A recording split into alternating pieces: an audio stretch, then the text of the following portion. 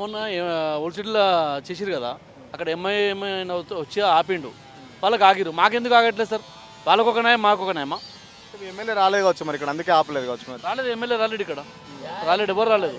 రానికి టైం కూడా ఇవ్వలేదు కదా. అక్కడ టైం ఇస్తే వచ్చేవాళ్ళేమో వాళ్ళు, రానికి టైం కూడా ఇవ్వలేదు. ఆయన 9:30కే వచ్చింది శంకర్ రాజు గారు. అయితే 9:30కి వచ్చి కొట్టేస్తూనే ఉన్నాడు వచ్చి.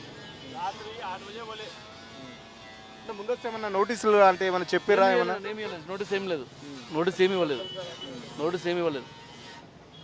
చూస్తున్నాగా దాదాపు 1/2 కిలోమీటర్ మేర మొత్తం ఈ బేగంపేట శ్యామ్లాల్ బిల్డింగ్ నానుకొని చాలా వరకు ఫుట్పాత్ మీదనే ఇస్త్రీ షాప్ కానీ ఫ్రూట్ షాప్ కానీ చూస్తున్నా కదా, రోడ్డు మీదనే ఫ్రూట్స్ పెట్టుకొని ఇట్లా డైలీ 500-1000 రూపాయల వరకు మేము దందా చేసుకుంటాము. కేవలం 500-1000 రూపాయలు సంపాదించుకునే వాళ్ళ మీద ఇంత కాంగ్రెస్ గవర్నమెంట్ వచ్చిన కానిచెల్లి మరీ దారుణంగా వ్యవహరిస్తుంది. చూస్తున్నా కదా, మన స్క్రాప్కి సంబంధించి కూడా స్క్రాప్ తీసేసి కనీసం ఆ స్క్రాప్ అమ్మితే 10,000 కూడా వచ్చే పరిస్థితి లేదు. ఒక్కొక్క షట్టర్కి దాదాపు మాకు లక్షల రూపాయలు ఖర్చు అయినాయి. బట్ ఇప్పుడు ఆ స్క్రాప్ అమ్ముకుంటే కనీసం 10,000 కూడా రాదని చెప్పేసి కూడా చెప్తున్న పరిస్థితి. ఏదైతే ఫుట్పాత్ డెవలప్ చేసి ఇది ఏం చేస్తారని చెప్పేసి కూడా స్థానికులు ప్రశ్నిస్తున్నారు. ఈ ఫుట్పాత్ డెవలప్ చేసి ఎవరి కోసం? ఇక్కడ చాలామంది, వందల మంది ఇక్కడ మేము ఏళ్ళ కొద్దీ ఇక్కడ మేము జీవిస్తున్నాం. ఇప్పుడు మా జీవనకు సంబంధించి ఏం చెప్తారో అసలు చాలామంది ఇక్కడే చూస్తున్నాం కదా. మెకానిక్ షాప్ సంబంధించి కూడా ఇక్కడ ఇప్పుడు షాపు పోయిన తర్వాత కూడా తను మెకానిక్ అయితే చేసుకుంటున్న పరిస్థితి. అడిగే ప్రయత్నం చేద్దాం. భయ్యా ఏంటి షాపు మళ్ళీ తీసేట్లు కూడా మళ్ళీ చేసేసుకుంటున్నా? చేయాలిగా భయ్యా, చేస్తే కానీ మాకు ఫుడ్ లేదు, ఎవరు ఇస్తారు మళ్ళీ? ఇట్లనే చేసుకుంటాం పని, ఏం చేస్తాం, ఏం చేయలేం.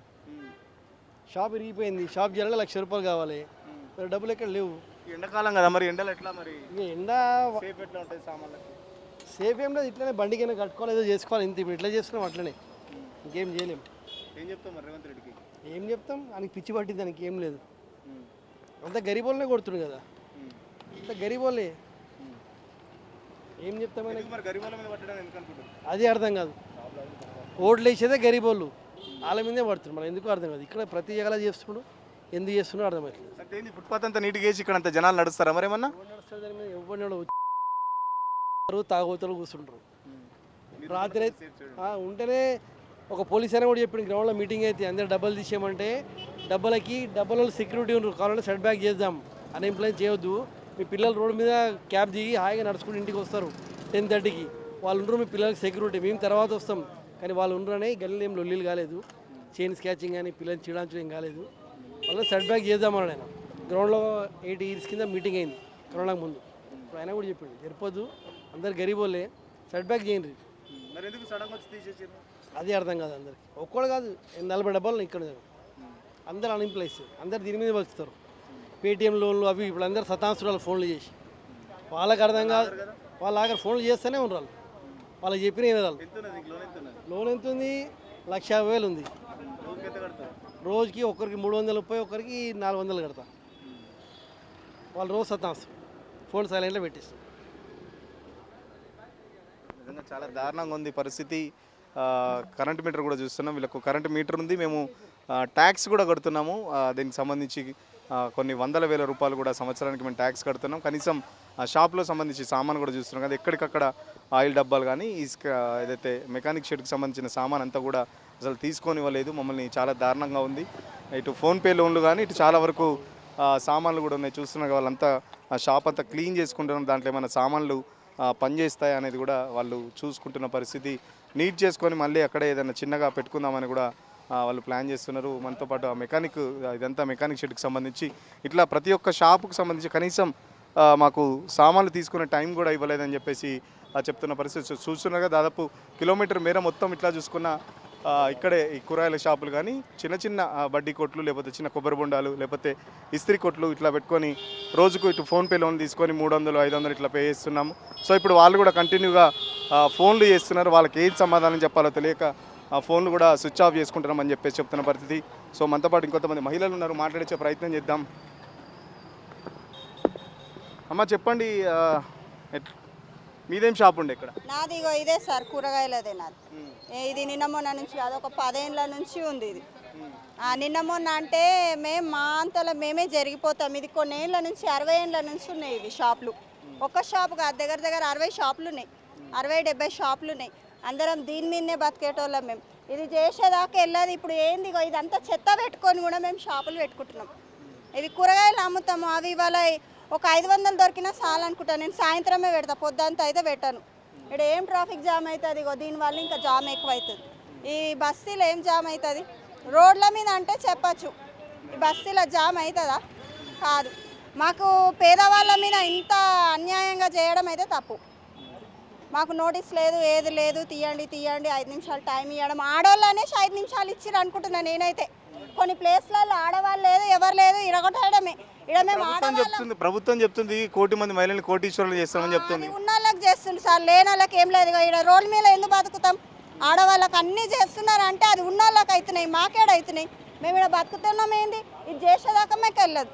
ఇప్పుడు ఇల్లు కిరాయిలు అన్నీ ఉంటాయి, పిల్లల స్కూళ్ళు చదువులు అన్నిటికీ మేము ఏది చూసినా కూడా దీని మీదనే బతుకుతున్నాం. మా ఆయననేమో ఇది అమ్మాలి పని చేస్తాడు, మా ఆయన డ్రైవరు అమ్మాలి 2 రాణిగంజ్లో చేస్తాడు. ఆయన పోతాడు పోడు. ఇప్పుడు ఇది దీని మీద చేసేదాకా మాకు బతుకు తెరువు తెలియదు. ఇప్పుడు ఇట్లా ఇరగొట్టేస్తే మేము ఎక్కడ వెళ్ళాలా? మాకు అది చూపెట్టాలా? ఇక మాది పాడేసినా సరే అని మేము పెడుతున్నాం. ఇప్పుడు ఇక ఏమన్నా చేయని అని కూరగాయలు కూడా ఖరాబ్ అయినాయి. నిన్ననే తెచ్చినాను మార్నింగ్. తెచ్చి ఇట్లా మెయిన్ రోడ్ వెళ్ళాలా? ఈ బస్తీలో ఎందుకు?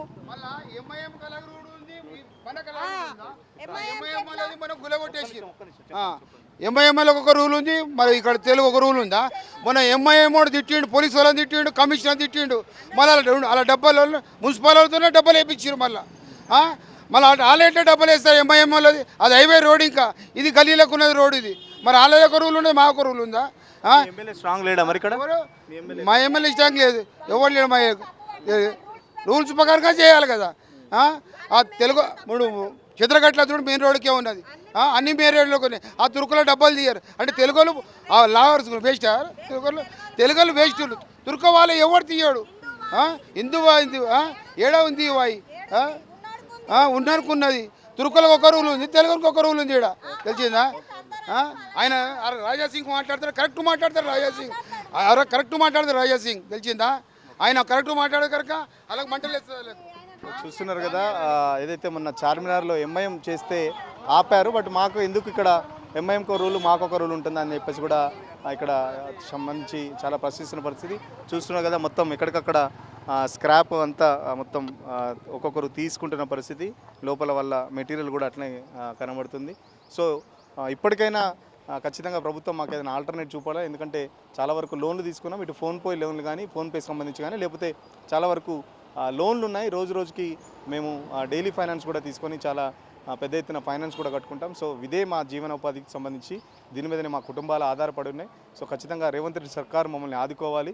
ఇట్లా పేదల మీద పడొద్దు అని చెప్పేసి కూడా గత ప్రభుత్వంలో ఉన్నప్పుడు మా మీద ఎన్ని ప్రభుత్వాలు వచ్చినా అసలు మా పేదల జోలికి మా డబ్బాల జోలికి రాలేదు. బట్ రేవంత్ సర్కారు కావాలని పనిగట్టుకొని ఇక్కడ ట్రాఫిక్ పోలీసులు ట్రాఫిక్ జామ్ అని లేకపోతే ఇతరత్ర కారణాలు చెప్పి మా డబ్బాలు అయితే అకారణంగా తీసేశారు. గతంలో కూడా ఒకసారి డబ్బాలు తీయడానికి వస్తే స్థానిక ఎమ్మెల్యే మాధవరం కృష్ణారావు అడ్డుకోవడంతో ఆపారు. మళ్ళీ నిన్న ఎమ్మెల్యే వచ్చే టైం కూడా ఇవ్వలేదు. కనీసం ఎమ్మెల్యే ఇప్పటివరకైతే రాని పరిస్థితి. సో ఇప్పటికైనా ప్రభుత్వం మా మీద దయతలిచి మాకేమైనా ఆల్టర్నేట్ చూపెట్టాలి అని చెప్పేసి ఇక్కడ స్థానిక వ్యాపారులు కోరుతున్న పరిస్థితి. వీడియో జర్నలిస్ట్ సతీష్తో సురేష్ తెలుగుల కోసం బేగంపేట నుంచి. అసలైన తొలి వెలుగు. ఫాలో వాట్సాప్ @తొలి వెలుగు అఫీషియల్. అసలైన తొలి వెలుగు. ఫాలో వాట్సాప్ @తొలి వెలుగు అఫీషియల్.